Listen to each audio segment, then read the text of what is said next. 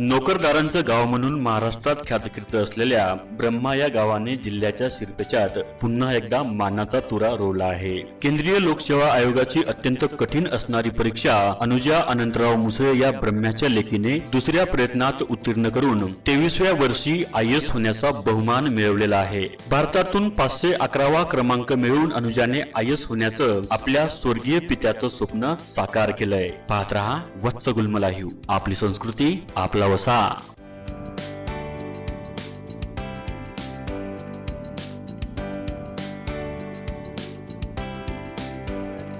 नमस्कार वाशिम, आपण पाहत आहात वत्स गुल्म लाईव्ह. 24 सप्टेंबर 2021 वाशिम जिल्ह्याच्या इतिहासात नोंद करून ठेवण्याजोगा कालचा दिवस. तर तो का?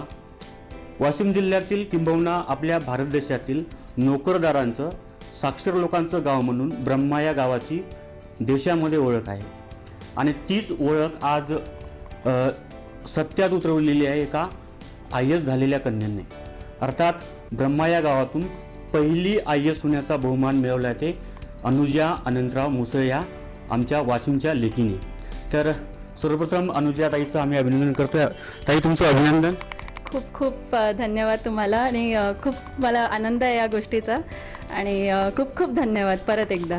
पहिल्यांदा मला सांगा, ब्रह्मा हे गाव जसं आपलं नोकरदारांचं गाव म्हणून महाराष्ट्रामध्ये प्रचलित आहे, IAS तुम्ही झालात हे तुम्हाला पहिल्यांदा केव्हा कळलं आणि what was your first feeling at the moment? काल संध्याकाळी मी आणि माझा भाऊ असेच फिरत होतो बाहेर आणि लगेच मोबाईलवर असा मेसेज आला टेलिग्रामवर की रिझल्ट इज आउट. आणि PDF ओपन करायचा म्हटलं की माझा भाऊ मला म्हटलं की चल आधी घरी चल, नाही तर तू रस्त्यावरच रडत बसशील झाली नाहीस तर. मग आम्ही घरी येऊन आणि रिझल्ट पाहिला आणि त्याच्यामुळे एकदम असं खूप आनंदाचे क्षण झाले की आपलं सिलेक्शन झालं आहे आणि आपण आता IAS होणार किंवा आपण आता लिस्टमध्ये आलो, आपण UPSC क्लिअर झालो. तर नक्कीच. आणि हे सगळं आम्हाला कळाल्यावर आम्ही लगेच आमच्या आईला सांगितलं. आम्ही सगळे खुश होतो आणि लगेच मग सगळे नातेवाईक सगळ्यांना कळालं. तर हे खूप असे क्षण आहे की आयुष्यभर लक्षात राहतील. IAS होण्यासाठी बरेच लोक प्रयत्न करतात. पहिल्या प्रयत्नामध्ये 5-5 प्रयत्नापर्यंत जातात. तुमचे किती प्रयत्न होते याच्यामध्ये? तुमचा पहिला प्रयत्न होता की याच्या अगोदर काही प्रयत्न केले होते? मी 2019मध्ये प्रिलिम्सची परीक्षा दिली होती, पण ती मी 3 मार्काने राहिली होती माझे. त्याच्यामुळे मग मी यावर्षी तेच रेक्टिफाय केलं माझ्या सगळ्या प्रिपरेशनमध्ये. 1 वर्ष काटोकाट अभ्यास केला, सकाळी 8 ते रात्री 8 असा म्हणून दिल्ली इथे. आणि रेग्युलर अभ्यास आणि कन्सिस्टंटली हार्डवर्क केल्यामुळे मला वाटतं की हे सेकंड अटेम्प्ट होता माझा. त्याच्यामुळे प्रिलिम्स, मेन्स आणि इंटरव्ह्यू हे तिन्ही एकाच वेळेस क्लिअर झाले. तर बघा वाशिमकरांनो, दुसऱ्या अटेम्प्टमध्ये म्हणता येईल, बरोबर? म्हणजे पहिला अटेम्प्ट त्यांचा पूर्वतयारीमध्ये थोडंसं कमी त्यांना मार्क पडले, मात्र दुसऱ्या अटेम्प्टमध्ये अनुजाताईंनी हे यश आपल्या नावे केलेलं आहे आणि खरोखर आपल्या वाशिम जिल्ह्याचं स्वप्न त्यांनी सत्यात उतरवलेलं आहे. ताई, अगोदर तुमचं काही निश्चित होतं का? कारण की तुमचं शिक्षण जे आहे इंजिनिअरिंगशी संबंधित आहे. IAS होण्याचं स्वप्न बालपणीच तुम्ही बाळगलं होतं का? शाळेमध्ये असताना वडील बोलायचे की IAS एक छान नोकरी असते, तिथे कलेक्टर होता माणूस आणि आमचे कलेक्टर बघ. आणि असे आम्ही बघायचं अवतीभोवती खूप छान कलेक्टर लोक काम करताना. तर त्याच्यामुळे IAS व्हायचा वेळ तर आधीपासूनच होतं, शाळेपासून. आणि नंतर मग जेव्हा वेळ आली की ग्रॅज्युएशन करायचं तर कम्प्युटर सायन्स हा सब्जेक्ट खूप आवडला. तर त्याच्यामुळे कम्प्युटर सायन्समध्ये डिग्री घेऊ असं ठरवलं आणि त्याच्यामुळे इंजिनिअरिंग पण मी खूप चांगलं आणि आपलं मन लावून केलं. पण मला हे नक्कीच होतं की आपल्याला IAS सारखी ही परीक्षा, UPSCची ही परीक्षा असते, ही खूप प्रेस्टिजियस असते आणि ही आपल्याला गाठायची आहे. त्याच्यामुळे इंजिनिअरिंग चांगलं करूनसुद्धा मी हाच विचार केला आणि हेच डिसिजन घेतलं फायनल की आपल्याला UPSC थ्रू IASच करायचं आहे आणि त्याच्यामुळे मी त्या डिरेक्शनमध्ये नेहमी कामसुद्धा केलं. आपण IASसाठी दिल्लीला काही क्लासेस वगैरे जॉईन केले होते अलीकडे? माझा अभ्यास हा दोन्ही मिक्स होता, सेल्फ स्टडी प्लस आणि क्लासेसची हेल्पसुद्धा मी बरोबर प्रमाणात घेतली. दोन्ही मिक्स करून 50-50 करून मी म्हणू शकते की मी हा अभ्यास केला. क्लासेसचाही मला भरपूर हेल्प झाली. माझा ऑप्शनल सब्जेक्ट होता पॉलिटिकल सायन्स, त्याच्यामध्ये सुद्धा. आणि नंतर मी जो 1 वर्ष स्वतःवर सेल्फ स्टडी केला, स्वतःच्या मिस्टेक सुधारल्या. तर मी म्हणू शकते की दोघांचं मिक्स होतं. क्लासेसची सुद्धा मदत घेतली आणि सेल्फ स्टडीसुद्धा तेवढाच केला. तर मित्रांनो, ब्रह्मा हे गाव, या गावाचे कितीतरी लोक देशाविदेशात त्या नामांकित कंपन्यामध्ये किंवा शासकीय क्षेत्रामध्ये काम करत आहेत. आज रोजी आमच्या अनुजाताई देखील आता IAS झालेल्या आहेत. ही आमच्या ब्रह्मा गावासाठीच नाही तर जिल्ह्यासाठी अभिमानाची गोष्ट आहे. ताई, आपलं 12वीपर्यंत शिक्षण किंवा जे काही शालेय शिक्षण आहे याबद्दल थोडं सांगा. 10वी तर मी माउंट कार्मेल वाशिम या शाळेतून केली. 10वीतही छान गुण होते, त्याच्यामुळे फर्ग्युसन कॉलेज इथे ॲडमिशन घेतली 11वी आणि 12वीमध्ये. आणि 12वी झाल्यावर इंजिनिअरिंग करायचं हे ठरवलं. त्याच्यामुळे पुणे इन्स्टिट्यूट ऑफ कम्प्युटर टेक्नॉलॉजीमध्ये बॅचलर ऑफ इंजिनिअरिंग मी 2018मध्ये पासआउट झाली. आणि तेच असं होतं की 11वीपासून कम्प्युटर सायन्स जे घेतलं ते मी ग्रॅज्युएशनमध्ये सुद्धा कंटिन्यू केलं. तर अनुजाताईंची शैक्षणिक पार्श्वभूमी आपण जाणून घेतली. तर ताईंचा जो काही कौटुंबिक वारसा आहे, त्यांचे जे वडील होते स्वर्गीय अनंतरावजी मुसळे हे समाज कल्याण विभागामध्ये रिसर्च ऑफिसर अर्थात संशोधन अधिकारी म्हणून होते. आणि एका क्लास 1 अधिकाऱ्याचं किंवा वर्ग 2 अधिकाऱ्याचं एक स्वप्न असतं आपल्या मुलांना त्या पदावर पोहोचवणं.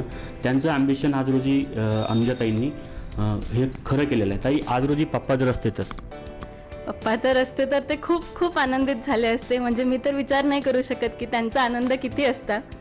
लहानपणापासूनच जेव्हा ते परीक्षा द्यायचे तेव्हा त्यांना वाटायचं की आपल्याला जे रिसोर्सेस वगैरेची गरज होती ते आपल्याला भेटले नाही, तर आपल्या मुलीला आपण ते सगळं देऊ आणि आपलं स्वप्न अपुरं राहिलं ते आपली मुलगी आपल्यासाठी पूर्ण करेल, हेच त्यांचं नेहमी वाक्य असायचं माझ्याबद्दल. किंवा आमच्या सगळ्या नातेवाईकांना सुद्धा हे माहिती आहे की माझी मुलगीच माझं स्वप्न पूर्ण करणार, हे ते नेहमी म्हणायचे. तर नक्कीच त्यांचं ते आज असते तर मला माहिती नाही त्यांनी कसं त्यांचं काय रिॲक्शन असतं. नक्कीच ते खूप खूप आनंदित असते, हे तर मला माहीतच आहे नक्की. आणि आताही ते कुठेही असतील, ते आम्हाला बघतायत आणि ते नक्कीच आनंदी असतील. आणि नेहमी पुढच्या वाटचालीसाठी पण ते नेहमी माझ्यासोबत राहतील, हे मला नक्कीच माहिती आहे.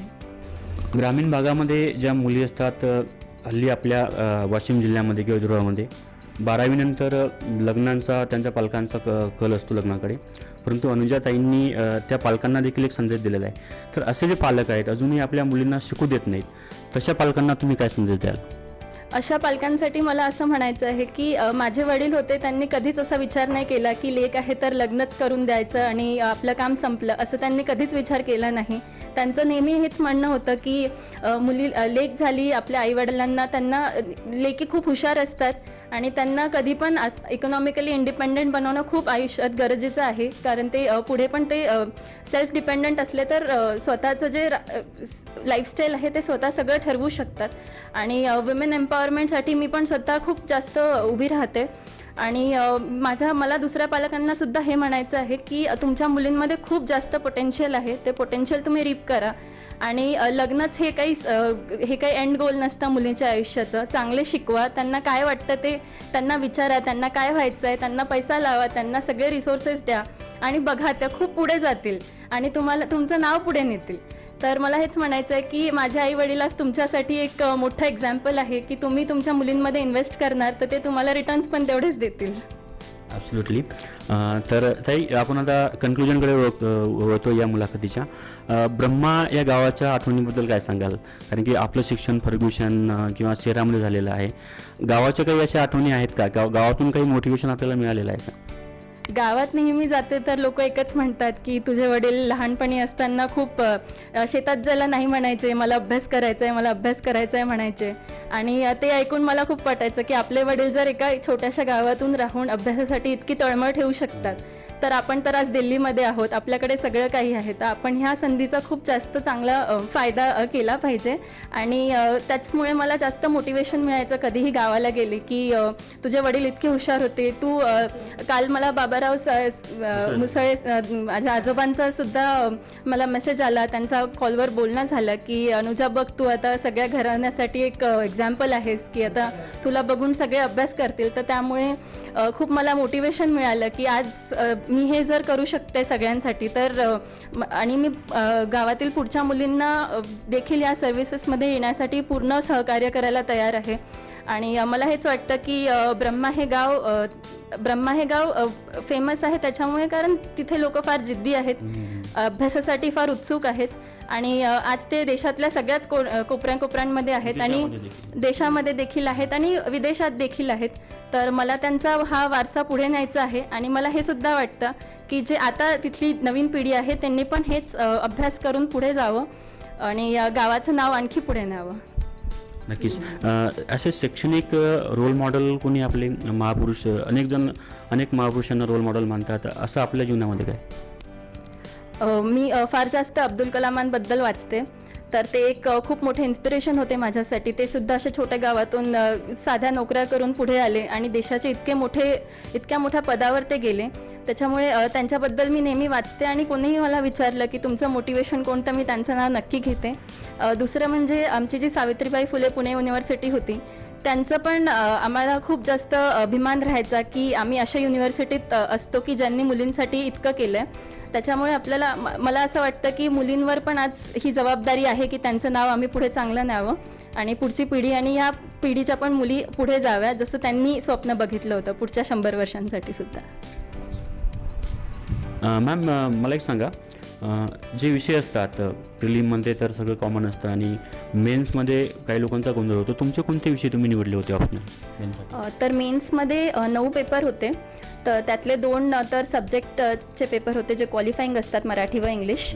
आणि बाकीच्या जनरल स्टडीजसाठी मी स्वतःचे नोट्स तयार केले होते सगळ्या टॉपिक्सवर. जे जनरल स्टडीज 1, 2, 3 आणि 4 जे पेपर्स असतात त्यासाठी मी सेल्फ स्टडी केला. माझे जे काही कोचिंगचे नोट्स होते ते आणि माझं जे काही रिसर्च होता, डेलीचे न्यूजपेपर्स जे मी वाचायची, त्याचं सगळं मिळून मी स्वतःचे टॉपिक वाईज नोट्स बनवायची आणि तेच मी एंडपर्यंत रिवाईज करत गेली. आणि हे नोट्ससुद्धा मी ऑनलाईन बनवायची. मी पेपर आणि पेन कमी टाळला, कारण खूप जास्त नोट्स व्हायचे. मग ते ऑनलाईन नोट्स हे मला फार त्याच्यात हेल्प केली. आणि नंतर ऑप्शनल सब्जेक्ट म्हटलं तर माझा political science and international relations होता. आणि इंजिनिअरिंग नंतर हा खूप मोठा बदल होता माझ्यासाठी. त्यासाठी मी त्या सब्जेक्टसाठी खूप प्रयत्न केले, खूप जास्त अंडरस्टँडिंग करून घ्यायचं ट्राय केलं. पेपर 1 तर पॉलिटिकल सायन्समध्ये जे काही नोटबुक्स रेकमेंडेड होते ऑथर्सचे, थिअरिस्टचे वगैरे, ते सगळे वाचले, स्वतःचे नोट्स काढले. एक्झामच्या आधी तेच रिवाईज केले. पेपर 2 म्हणजे इंटरनॅशनल रिलेशन्स, ज्या चालू घडामोडी असतात त्याच्यावर खूप जास्त भर दिला. न्यूजपेपर डिबेट्स किंवा TV डिबेट्स असतात, हे सगळे खूप जास्त बघितले. डेलीचे करंट अफेअर्स फॉलो केले आणि ह्या सगळ्यांचं मी सेल्फ नोट्स बनवायची. आणि मग एक्झामच्या आधी मला तेच कामात आले की पर टॉपिकचे मी 2 पेजेस नोट्स होते माझ्याकडे शॉर्टमध्ये, तर ते मी फटाफट खूप जास्त वेगाने मी रिवाईज करू शकली. आणि त्याच्यामुळे मला रिकॉल पण एक्झाममध्ये चांगला झाला आणि माझे सगळे पेपर मी एकही क्वेश्चन सोडला नाही आणि पूर्ण पेपर कंप्लीट केले. त्याच्यामुळे मला वाटतं की माझं सिलेक्शन झालं असणार आहे. आता मार्क्स तर कळतील थोड्या दिवसांनी. तर वाशिमकरांनो, योगेश निरगुडे, मनीषा आवाळे यानंतर वाशिम जिल्ह्याच्या या IAS लिस्टमध्ये अनुजा मुसळेचं हे नवीन नाव ॲड झालेलं आहे. If I am not wrong, तर वयाच्या 23व्या वर्षी मुलीतून पहिली असं म्हणायला हरकत नाही. If I am not wrong, तर हे खरं आहे का? वयाच्या 23व्या वर्षी आपण हे यश संपादन केलं आहे? हो, माझं हा सेकंड अटेम्प्ट होता. पहिला अटेम्प्ट मी 22 वर्षाची असताना दिला होता आणि हा 23 वर्षाची असताना मी दुसरा अटेम्प्ट दिला आहे. तर आदर्श घ्या, प्रेरणा घ्या अशा कन्येकडून, ज्यांनी आपलं हे ॲम्बिशन खरं करून दाखवलेलं आहे. तर ताई, तुमचे पुनश्च एकदा खूप खूप अभिनंदन आणि वत्सगुल्म लाईव्हची वार्ता केल्याबद्दल धन्यवाद. खूप खूप धन्यवाद तुमचं सुद्धा. आम्हाला खूप छान वाटलं तुम्हाला बोलून. तर प्रेक्षकांनो, अशाच नाविन्यपूर्ण कंटेंट पाहण्यासाठी वत्सगुल्म लाईव्हला यूट्यूबवर फॉलो करा, सबस्क्राईब करा, पाहत राहा वत्सगुल्म लाईव्ह. आपली संस्कृती, आपला वसा. थँक्यू.